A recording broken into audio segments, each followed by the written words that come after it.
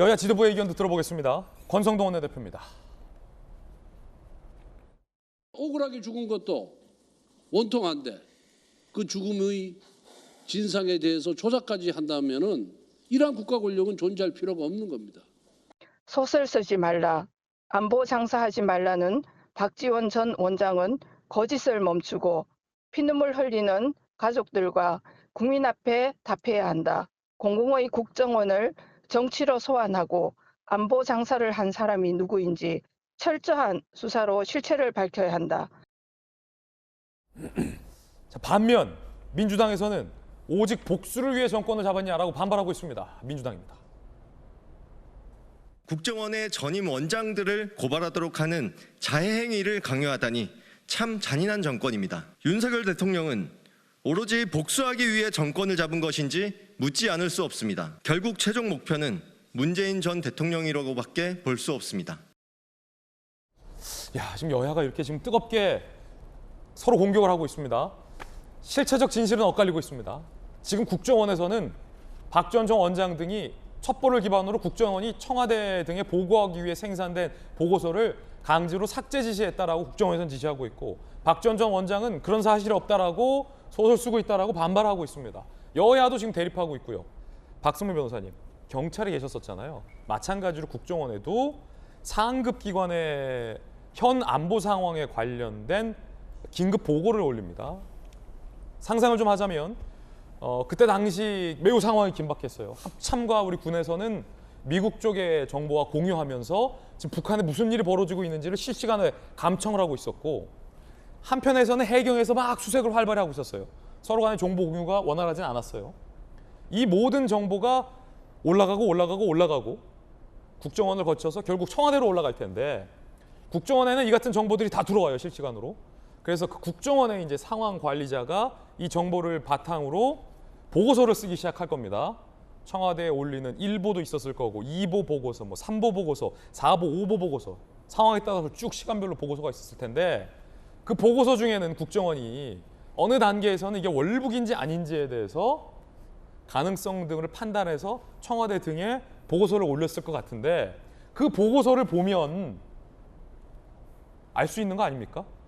혹여 그 보고서 중에 일부가 삭제됐다면 삭제됐는지 아닌지에 대한 기록도 국정원에 남아있는 건 아닙니까? 그걸 확인해 보면 알 수 있는 거 아닙니까? 국정원이 전직 국정원장들을 고발하면서 관련 자료 검토를 당연히 하였을 것이고, 그 과정에서 말씀하신 자료들도 어느 정도 검토를 마무리한 단계에서 고발을 하지 않았을까 싶습니다. 그렇습니까? 이른바 수사기관에 고발을 할 때, 관련 기관이 고발을 할 때는 기관 고발 사건이라고 해서 수사기관이 수사하기 편하게 관련된 자료는 상당 부분 정리한 상태로 고발을 하게 됩니다. 이 경우에 수사기관은 관련된 자료에 일부 참고인들 진술만 확보하면 혐의를 입증하는 데 어려움이 없는 경우가 많습니다. 이 사안이 그렇다는 의미는 아닙니다.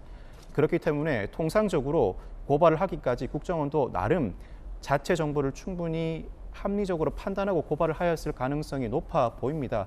다만 이후에 이 검찰 수사가 진행되는 과정에서 압수수색이 이루어질 가능성이 덜어 보이는데, 그 압수수색의 대상은 아마 대통령 기록물이 아닐까 싶습니다. 현재 대통령 기록물 공개 여부를 둘러싸고 각종 논란이 벌어지고 있습니다만, 이 전직 국정원장들의 조치와 관련해서 당시 청와대에서 어떠한 지침 내지는 관련 보고나 지휘가 이루어졌는지를 살펴보기 위해서 검찰이 압수수색 영장을 신청하고 법원이 이를 받아들일지 여부를 결정하는 절차가 남아 있을 것 같습니다. 이 전직 국정원장들 고발을 두고 일각에서는 상당히 정치적인 의도가 내포되어 있다고 비판하기도 합니다. 이 정치적인 의미가 내포되어 있는지 그렇지 않은지는 향후 수사 결과를 통해서 어느 정도 규명될 것으로 보이는데, 그동안 전직 국정원장들이 처벌된 사례들은 분명히 존재합니다. 다만 그 사례들 대부분은 정치 관여였죠. 그렇지만 이 사건의 경우에는 전직 국정원장들이 내부 업무를 수행하는 과정에서 업무 집행 자체를 두고 고발한 사안입니다. 주요 혐의가 국정원법상 직권남용 혐의인데, 이 국정원법상 직권남용 혐의는 일반 형법 직권남용보다 법정형도 높고 미수범도 처벌합니다. 그만큼 상당히 중요한 범죄라고 할 수 있습니다만, 이 문제는 이 직권남용죄는 그동안 정치 보복의 수단으로 악용될 수 있다는 위험성을 지속적으로 지적받아 왔습니다. 직권남용죄는 예. 판례가 집적되기 시작한 것도 불과 5년 전부터입니다.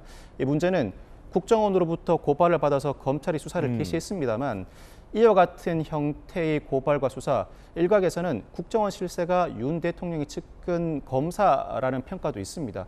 이와 같은 형태의 고발과 검찰 수사가 예.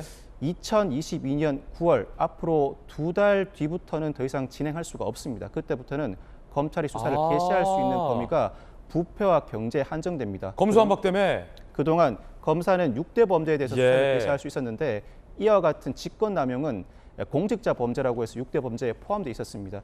지금까지는 이와 같은 고발과 수사 개시가 가능했습니다만 9월부터는 2달 안 된다. 뒤부터는 불가능한데 그 이후에 정부가 어떠한 조치를 예. 취하는지 법률과 배치되는 시행령 개정을 통해서 이와 같은 형태를 반복할지 그 형태를 지켜보는 것도 이 사안 자체가 정치적인 의도가 내포되어 있는지 아닌지를 판단하는 일종의 기준이 될 수 있을 것 같습니다. 그렇군요. 자, 과연 이 사안이 진상 조작까지 이루어진 사안인지 아니면 복수를 위한 정치 보복일지 여러분들께서 판단해 주시기 바라겠습니다.